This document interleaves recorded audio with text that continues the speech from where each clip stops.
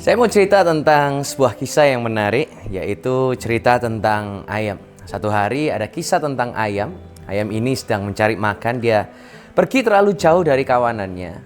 Tanpa sadar, di situ ada ular berbisa yang sedang menanti. Gak lama kemudian, si ayam ini digigit sama ular berbisa tersebut. Dengan segala tenaga, dia mencoba untuk melarikan diri, untuk pergi dari serangan ular berbisa. Nah, ayam ini cari tempat yang paling aman, yaitu kawanan ayam. Di mana dia pikir dia akan mendapatkan perlindungan, pertolongan, rasa aman dari hewan buas. Nah, seketika dia pulang ke kawanannya, ada ayam-ayam yang lain melihat dia agak lain. Karena dia datang dengan kaki yang pincang. Ketika ayam lain tahu dia habis digigit ular berbisa, maka segeralah seluruh ayam di kawanan itu menjadi takut. Takut jika bisa itu akan menular dan jadi wabah bagi ayam-ayam yang lain. Gak butuh waktu lama untuk akhirnya ayam ini harus diusir dan pergi sebatang kara dari kawanan ayam-ayam yang selama ini bersama-sama dengan dia, membesarkan dia, tumbuh bersama-sama dengan dia, tetapi pada akhirnya dia harus diusir.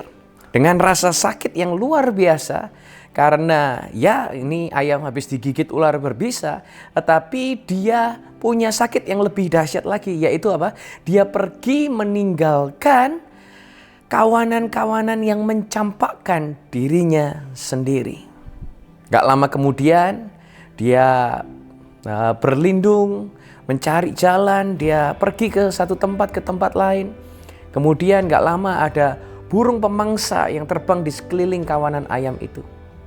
Beberapa ayam beranggapan bahwa pastilah teman kita yang tadi habis digigit ular mati. Dan beberapa ada yang berkata, kasihan ya hidupnya. Dia memang luput dari sengat bisa ular, tapi gak lama kemudian ada burung pemangsa yang sudah siap menerkam.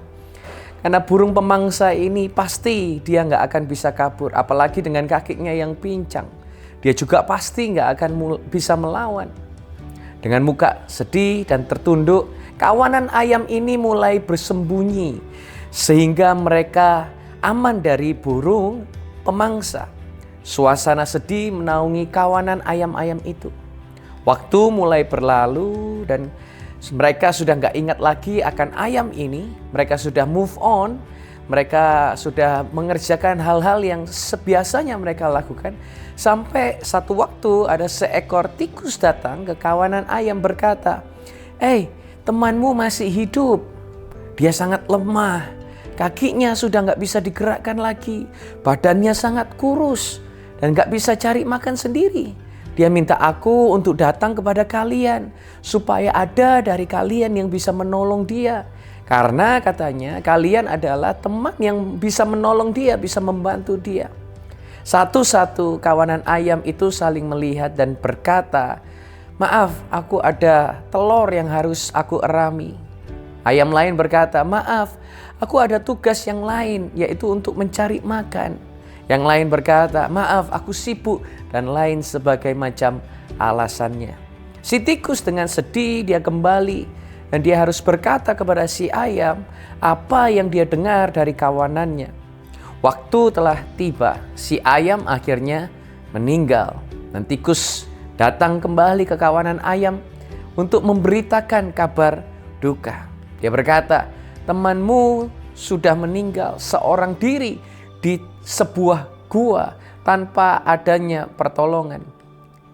Nah, detik itu juga kawanan ayam berkumpul dan mendatangi gua itu dengan tetesan air mata. Yang satu berkata, tragis sekali dia meninggal karena gigitan ular. Tapi sebenarnya si ayam tidak meninggal karena gigitan ular, karena dia masih bisa jalan. Bukan juga karena burung pemangsa, karena dia nggak diterkam. Tapi ayam ini meninggal karena kawanannya memilih untuk tidak membantunya selagi dia bisa. Dengan berbagai alasan dan kesibukan masing-masing. Malah waktu ayam ini meninggal, seluruh kawanannya datang untuk berduka. Ini kalau di bahasa Jawa, yaitu adalah wis kasep, sudah terlambat. Di Ecclesiastes 4 ayat 12 dikatakan, jika satu orang dapat dikalahkan, tetapi berdua akan dapat bertahan menghadapinya. Tali 3 lembar tidak mudah diputuskan. Seorang diri kita dapat dikalahkan, berdua kita dapat bertahan, tetapi bertiga gak mudah untuk kita putus asa. Bible berkata 58 kali dikatakan one another, kasihi sesamamu, kuatkan sesamamu, doakan sesamamu.